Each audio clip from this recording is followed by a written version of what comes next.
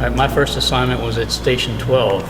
My first day on the job, we were at a three-man crew, 3 firefighters.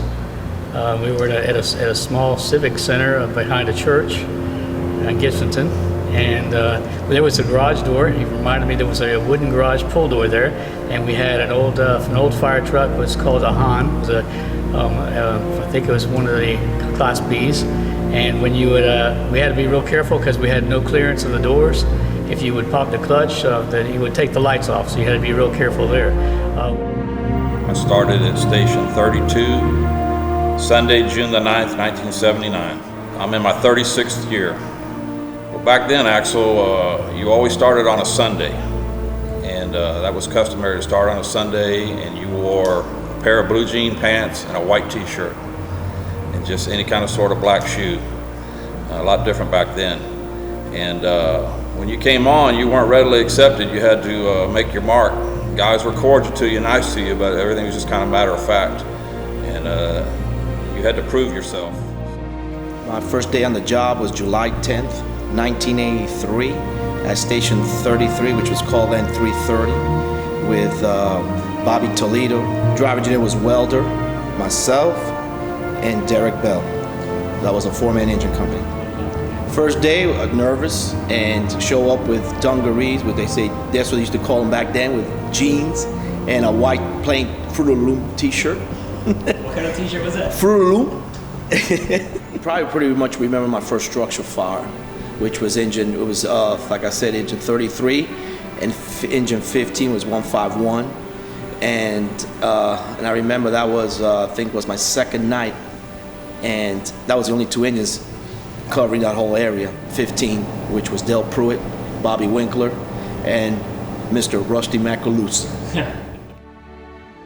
But as 3 firefighters, we had to flip a coin to decide who was going to drive the truck, because we were all 3 firefighters, and the one that had done the job the longest was 3 months.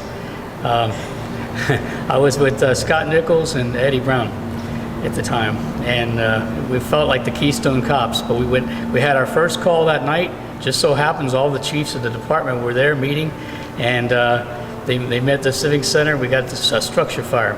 We responded to the structure fire and got there, and we literally jump off the truck, you run over, and there was air packs were on the side of the truck, so you had to unzip the bag, back up into it, pull the pack off the truck, and go from there.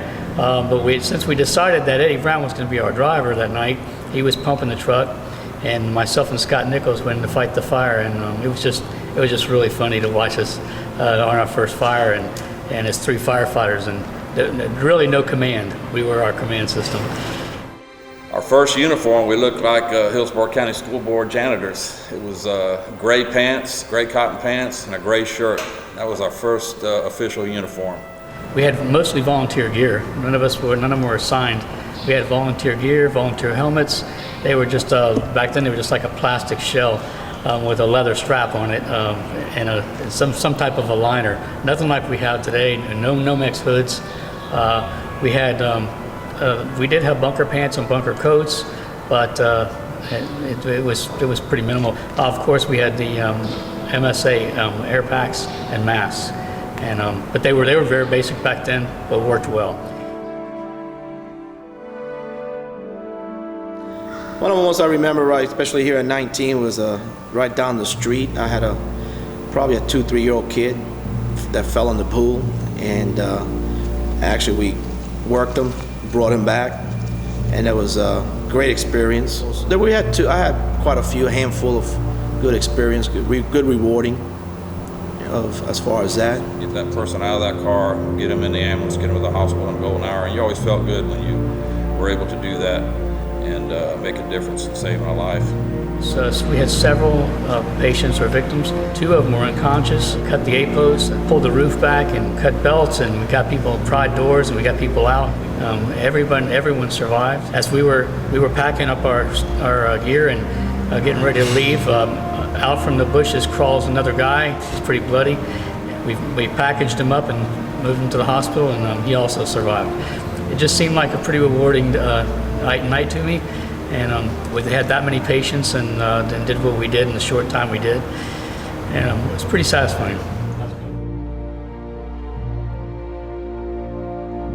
I tell you, best advice I tell them, man, is take it one day at a time. Enjoy this job. It's probably one of the best jobs there is, you know, and it's a great, we like all of us that are retiring here in the next year and a half from now. We came as kids. That's my best expression I tell these guys, and we grew into men, you know, in this job. And that's why we've become so tight in family. To take care of one another, remind yourself how lucky you are to be here. Train, always train, learn something new every day. Whenever you train, two things happen. You either learn something or you discover something. And that's what I've found happens every time. I would say definitely keep your nose clean. Respect all the ranks, and respect the guys around you, and they'll respect you the same. Work hard, get your classes and schooling out of the way, and get your name on the list as soon as you can for your promotions, because every promotion makes you feel like it's more gratifying, and it's a good thing for you. It's good for your career, it's good for your pocket, and it definitely makes you feel better as a person. So it's been a great ride.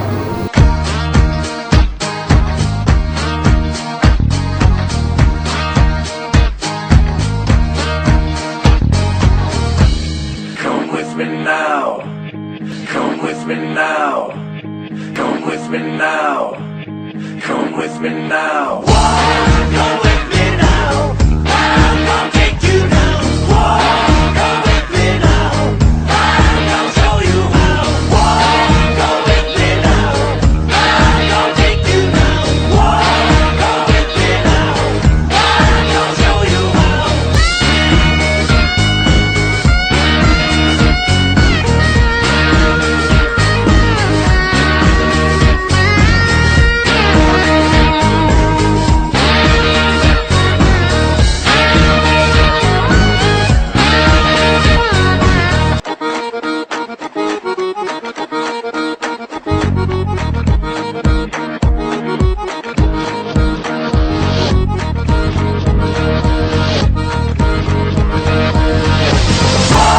Come with me now.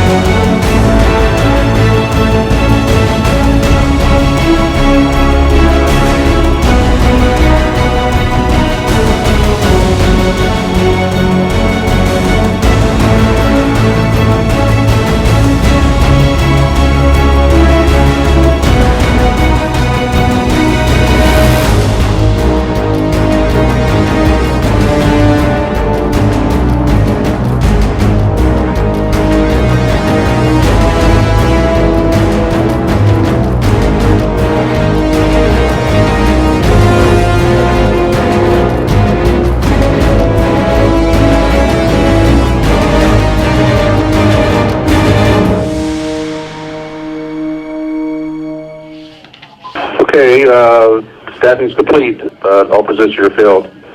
You guys have a good night. On behalf of Hillsborough County Fire Rescue and EDC, we would like to acknowledge and thank Chief Daniel Patterson. Badge number R2824 for his 39 and a half years of service and dedication to the citizens of Hillsborough County. It has been an honor to serve with you. Your field personnel would also like to acknowledge the same with a roll call. EDC is clear at this time. Station 1, go ahead. Hey, Chief, just want to let you know all the guys over at Station 1. Chief, this is Station 3. Chief, this is Station 4. Those of us here at Station 6, Station 7, Station 8, Station 9, 19. All right, 19, you don't know how to count. You can, Chief, we love you. 96, 92. 92. Phil cut me off, Dan. I just want to thank you for many years being a zone partner, a leader, my boss, my teacher, my mentor, my dear friend for 34 and a half years. Best of luck and Godspeed. Okay, all stations in battalion. Sorry to say this, but I just walked back in the room. Could you guys repeat that? All right, everybody. I surely appreciate it. I'm really overwhelmed with all your kind words and support. You guys please be safe and take care of each other. Thank you.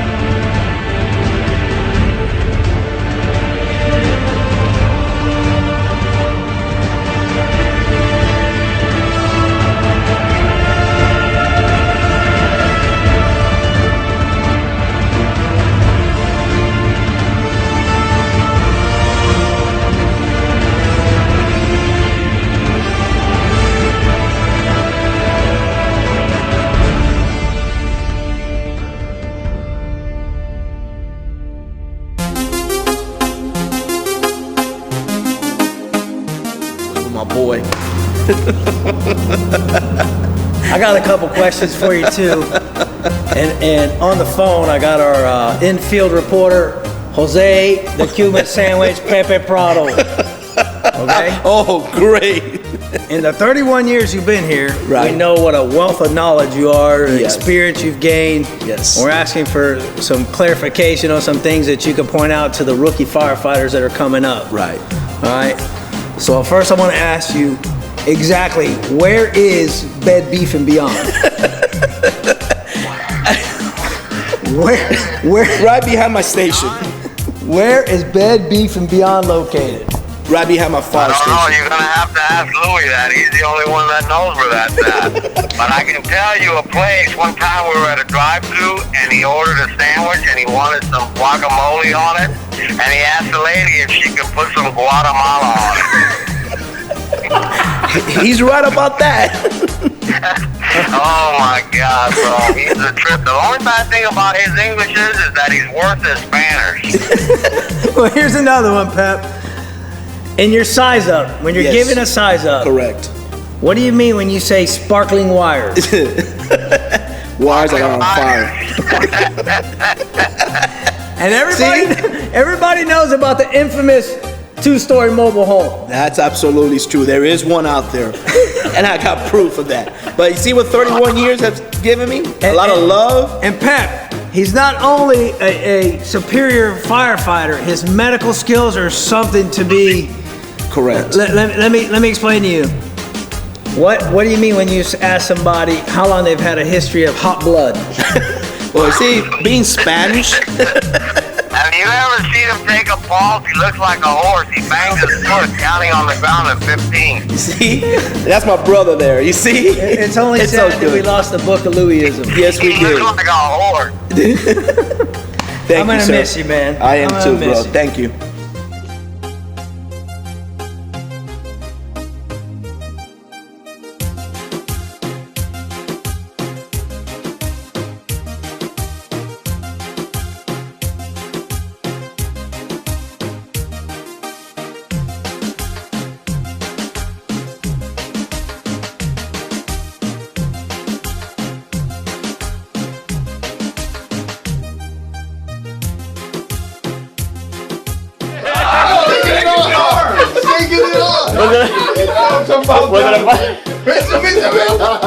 Was it a foul ball?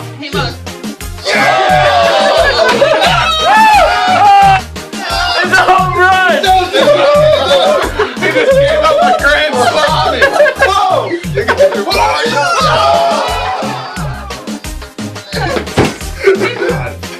Oh, Wait for all you guys to come up. checking the base, checking. Oh, checking third.